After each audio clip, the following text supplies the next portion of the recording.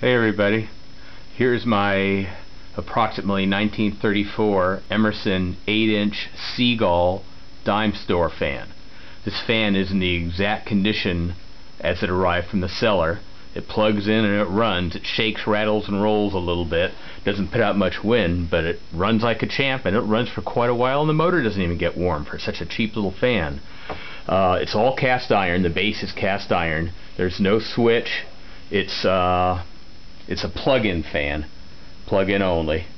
It's got there is the chrome Seagull on the top, which has two wires that come down over the front of the grill, and it's Art Deco style. It gives the motor kind of a floating in the air look. Get out of the way, cat.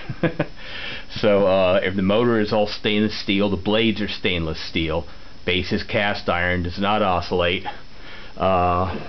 It looks like it has the original power cord on it. But at any rate, let me see if I can put the camera down here.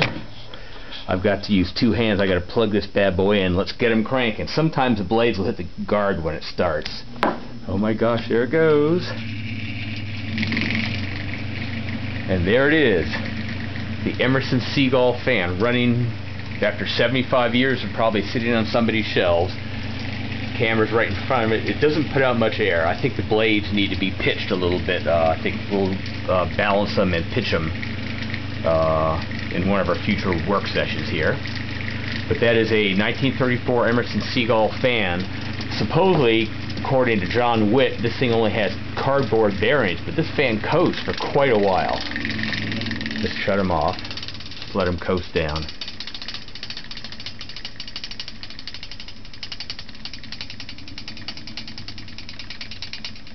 Blades are a little out of balance.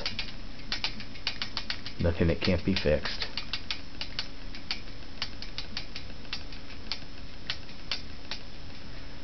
But that's a lot of coasting time for cardboard bearings.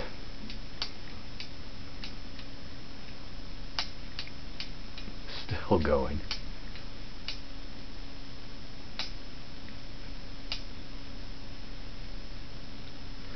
The motor is an induction motor.